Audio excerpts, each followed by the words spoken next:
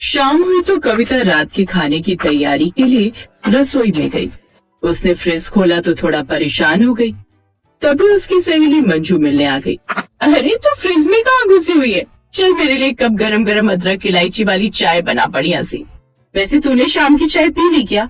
अभी नहीं, अभी तो सोकर उठी थी। दोपहर में माँ जी सत्संग में गई और नीलू कॉलेज थी, तो मैं थोड़ी देर कमर सीधी करने के लिए सो गई। बस सब्जी ढूंढ रही थी कि क्या बनाऊं। मैं तो भरवा भिंडी बनाकर आई हूँ, बस साथ में रायता डाल लूंगी तो हो गया रात का खाना।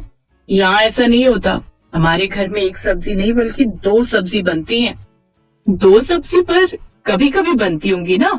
कभी कभी नहीं, रोजाना ही 2 सब्जी बनानी पड़ती है। माँ जी सूखी सब्जी खाती है और नीलू को हमेशा तरी वाली सब्जी चाहिए। अगर इन दोनों को पसंद की सब्जी ना मिले तो दोनों खाना ही नहीं खाती हैं।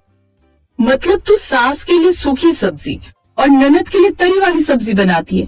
पागल है क्या? बेवकूफ बनी हुई है तू तो। ऐसा कौन करता है हर समय 2-2 सब्जी बनाने का? इतनी नखरे दोनों के तो लगा ले खाना बनाने वाली, तू इनकी नौकरानी थोड़ी है। बस बस छोड़ गुस्सा, मैं जानती हूँ तू मेरी बचपन की सहेली है, इसलिए मेरी इतनी फिक्र करती है। चल छोड़, आज चाय पीते हैं, चाय ठंडी हो रही है। कुछ देर बाद मंजू चली गई।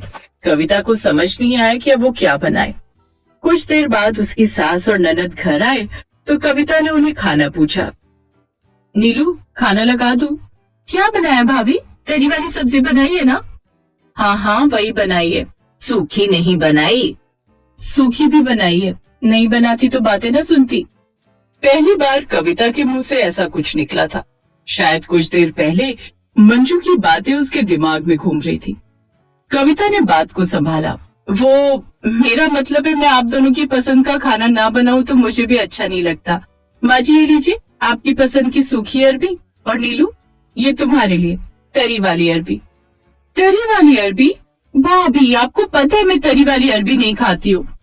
नीलू तुमने तरी वाली सब्जी कहा था, अब तरी वाली सब्जी बना दी है तो तुम कह रही हो कि अरबी नहीं खाओगी। अब ये तो मुझे नहीं पता ना नीलू, मैंने तो सूखी अरबी माँ जी के लिए बनाई और तरी वाली तुम्हारे लिए बना दी। अब अलग अलग सब्जियां बनाओ तो सही है, पर अलग अलग किस्म की सब्जियां बनाना हमेशा तो नहीं होता ना। सही किया बहू, बिल्कुल सही किया। सूखी अरबी बहुत स्वादिष्ट बनी है। आपको तो अच्छी लगेगी क्योंकि सूखी अरबी घर में सब खा लेते, पर तरी वाली अरबी बनाकर भाभी ने तो मेरा पूरा मूड ही खराब कर दिया। भाभी प्लीज कल कोई ऐसी तरी वाली सब्जी मत बनाना जो मुझसे न खाई जाए। सुनिए आपको क्या दूं, सूखी या तरी वाली? मुझे तो कुछ भी दे दो, मैं तो सब खा लेता हूँ। कविता को उसकी सहेली मंजू जो आइडिया दे गई थी वो कामयाब नहीं हुआ। मंजू तूने मुझे कहा था सूखी अरबी बना रही हूँ तो थोड़ी सी वही अरबी तरी वाली कर दो, पर नीलू ने मुंह बना लिया। मुझे कुछ और सोचना होगा। अच्छा तो फिर एक काम कर, तू कल मेरे साथ चल, मैं तुझे कहीं लेकर चलती हूँ। अगले दिन मंजू कविता को एक साधु बाबा के पास ले गई। ये तू मुझे कहाँ ले आई है? ये बहुत पहुंचे हुए साधु बाबा है, हो सकता है इनके पास तेरी परेशानी का कोई हल हो। चल चलते हैं, तो उनसे सारी बात कह देना। कविता ने साधु बाबा से अपनी परेशानी कही। साधु बाबा बोले, मैं तेरी परेशानी समझ सकता हूँ। ये तो तेरे संस्कार अच्छे हैं जो तू अपनी सास और नंद की पसंद का ख्याल रख रही है, वरना आजकल की बहुएं ससुराल वालों के इतने नखरे नहीं सहती। तेरी इसी अच्छाई को देखते हुए मैं तुझे एक जादुई कुकर दूंगा। इससे तो सूखी और तरी वाली जो भी सब्जी मांगेगी वो बन जाया करेगी। सच साधु बाबा? हाँ बेटी, ये जादुई कुकर बहुत कमाल का है। पर बाबा। पर ये बेटी, ये कुकर दिन में सिर्फ 3 बार ही इस्तेमाल हो सकता है। अगर किसी भी दिन 3 से ज्यादा बार इस्तेमाल हुआ तो तुम कुकर में बंद हो जाओगी। इसीलिए ध्यान रहे कि तुम 3 बार से ज्यादा इस कुकर का इस्तेमाल ना करो। कविता मुझे लगता है 3 बार से ज्यादा तुझे जरूरत नहीं पड़ेगी, क्योंकि तुझे तो दिन में 3 बार ही खाना बनाना होता है। बस तू ध्यान रखना कि उससे ज्यादा कुकर का इस्तेमाल ना हो। हाँ हाँ मैं ध्यान रखूंगी बाबा, आप मुझे कुकर दे दो। साधु बाबा से कुकर लेकर कविता घर आ गई। कविता ने घर में बोल दिया कि नया कुकर खरीद कर लाई है। अगले दिन से कविता ने जादुई कुकर में सब्जी बनानी शुरू कर दी। जादुई कुकर, मुझे सूखी सब्जी बना दो। अरे वाह, जादुई कुकर, अब तरी वाली सब्जी बना दो। अरे वाह, ये तो कमाल हो गया। सूखे मेथी आलू तरी वाला मटर पनीर। कविता सब्जी देख रही थी और बहुत खुश हो रही थी। उस दिन सबने बहुत शौक से सब्जी खाई। कविता बहू, नया कुकर आने के बाद से सब्जी बड़ी स्वादिष्ट बन रही है। हाँ भाभी, मटर पनीर बहुत टेस्टी बना है।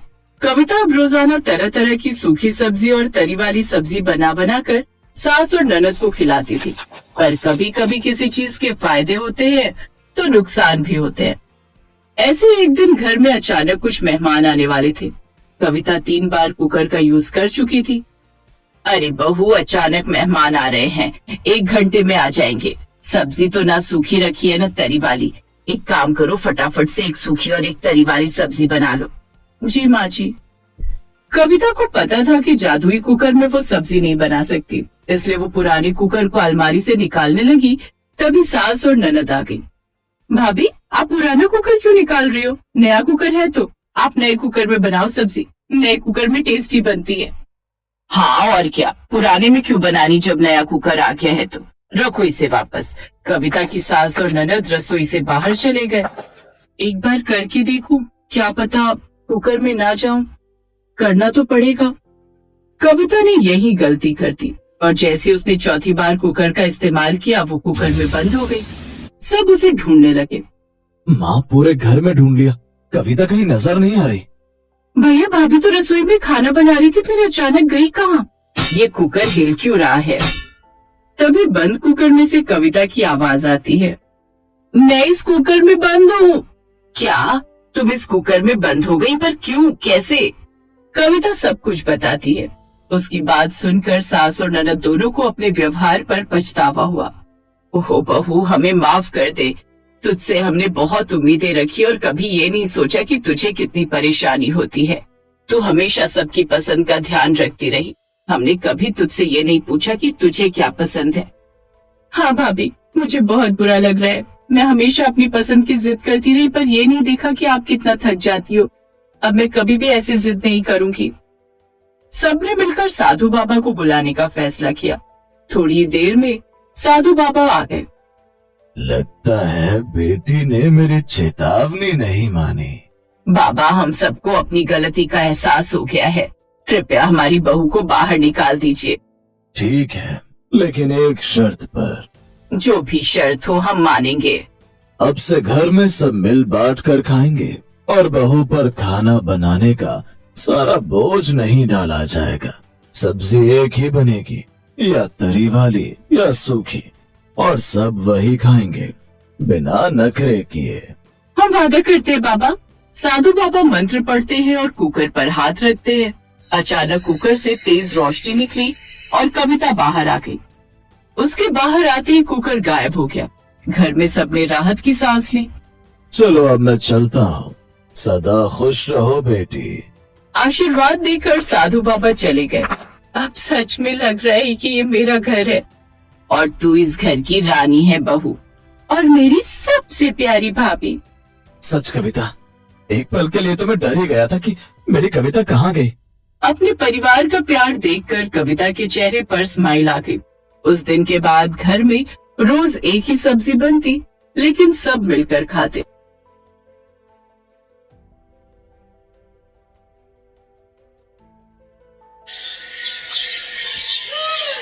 दुल्हन की तरह सजी धजी अनामिका अपनी बारात के आने का इंतजार कर रही थी कि तभी वो अपनी सहेली निधि से कहती है, निधि, मेरे लिए जल्दी से वो सब तीखा स्पेशल डिश ले आ जो मैंने अपने लिए बनवाई है। याद है या भूल गई? अच्छे से याद है मुझे, तेरी स्पेशल डिश। जो कभी लेकर आती हो। निधि अनामिका के लिए उसकी पसंद के बनवाए हुए तीखे मिर्च के पकौड़े लेकर आती है, और वो भी तीखी चटनी के साथ। मिर्च के तीखे पकौड़े और तीखी सब्जी रोटी देखते ही अनामिका के मुंह में पानी आ जाता है। ला ला ला, जल्दी जल्दी मेरे तीखे तीखे पकौड़े। मुंह में पानी आ गया। तभी वहाँ उसकी माँ सुमन भी आ जाती है। आज के दिन तो तीखा खाना छोड़ दे बेटी, नहीं तो विदाई के समय मुश्किल हो जाएगी। माँ, अब आज मेरी शादी है, आज तो मुझे मत टोको। अच्छा ठीक है, आज खा ले, लेकिन ससुराल जाकर अब ये तीखा खाना और बनाना छोड़ दे। और हाँ, वहाँ सब्जी भी जरा कम तीखी बनाना, तुझे तीखी सब्जी पसंद है इसका मतलब ये नहीं कि सभी को पसंद हो। अनामिका से तो ऐसा कभी हो ही नहीं सकता माँ। आप एक बार अनामिका को ससुराल की रसोई में पाँव तो रखने दो। सबको तीखा खाने की आदत ना डाल दी तो कहना। हाँ हाँ, वो मैं अच्छे से जानती हूँ। तीखी सब्जी खाए बिना तो तेरा पेट भरता ही नहीं। अनामिका को तीखा खाने का बहुत शौक था और खासकर तीखी सब्जी बनाना और खाना तो उसे बड़ा पसंद था। जब तक तीखी सब्जी में अच्छे से तीखा और नमकीन ना हो तब तक उसे खाने में स्वाद ही नहीं आता। और अपने इसी शौक के चलते उसने ढेर सारी तीखी रेसिपी सीख रखी थी। शादी करके अनामिका ससुराल आ जाती है। ससुराल आने पर अनामिका अपनी पहली रसोई में सबके लिए हलवा बनाती है जिसकी सब बहुत तारीफ करते हैं। लेकिन फिर बारी आती है दिन के खाने की तो अनामिका सोच में पड़ जाती है। फिर वो अपनी पसंद का कुछ ऐसा तीखा खाना बनाने का सोचती है। कुछ ऐसा तीखा बनाती हूँ कि सबको पसंद आ जाए। वैसे भी सुबह मीठा खाकर अब तो तीखा होना ही चाहिए कुछ, लेकिन बनाऊं क्या? हाँ, हरी मिर्च की तीखी कड़ी और चावल बनाती हूँ। यही सोचकर अनामिका दिन के खाने में तीखी कड़ी और चावल बनाती है। लेकिन जैसे ही वो अपने सास ससुर पति को वो खाना परोसती है तो पहला निवाला खाते ही उन सबका मुंह जलने लगता है और वो सब बेचैन हो उठते हैं। अरे पानी दो जल्दी, पानी। ओहो, अरे ये क्या बना दिया बहू। अरे विमला जल्दी से चीनी लाओ भाई, नहीं तो पल भर में ही सारा मुंह जल जाएगा। लगता है बहू ने पूरा मिर्च का डब्बा ही उड़ेल दिया है इसमें। हाँ, उफ, यही लाई। माँ, मेरे लिए भी ले आइए। विमला अंदर से चीनी का डब्बा लाती है और सभी पानी पीने के बाद चीनी खाते हैं। उफ, ये क्या बना दिया बहू, इतनी तीखी सब्जी। माँ जी, ये कढ़ी भले ही तीखी है लेकिन है बड़ी स्वादिष्ट। आप खाकर तो देखिए। क्या खाक स्वादिष्ट है, इतनी तीखी सब्जी भला कौन खाता है। जाओ हमारे लिए पुलाव बना कर ले आओ। लेकिन अनामिका को तो तीखी सब्जी बनाने की जैसे आदत थी। वो जब भी कुछ बनाती उसके साथ तीखा कुछ जरूर बनाती, जैसे कभी तीखी मिर्च वाला या फिर तीखी भरवा भिंडी। जहाँ उसकी तीखी सब्जी को देखकर सब नाक सिकोड़ते तो वही अनामिका बड़ी खुश होकर वो सब्जी खाती है। आहा, भरवा भिंडी, वो भी ढेर सारी लाल मिर्च डालकर। मजा ही आ गया। बहू, तेरा यूं रोज रोज तीखी सब्जी बनाना और खाना ठीक बात नहीं। तू जानती है ना, तीखा खाने से सेहत पर बुरा असर पड़ता है। माँ जी, सच कहूँ तो मुझसे नहीं खाया जाता ये बेस्वाद कम मसाले वाला खाना। अरे जब तक नाक कान से धुआं न निकल जाए तब तक खाना खाना थोड़ी न हुआ।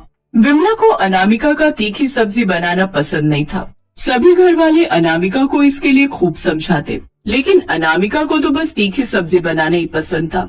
ऐसे कुछ दिन बीतते हैं। एक रोज अनामिका का पति सौरभ अपना पेट पकड़कर घर आता है। अनामिका, बहुत जोरों की भूख लगी है, जल्दी से कुछ खाना बना दो, लेकिन हाँ, तीखा जरा कम रखना।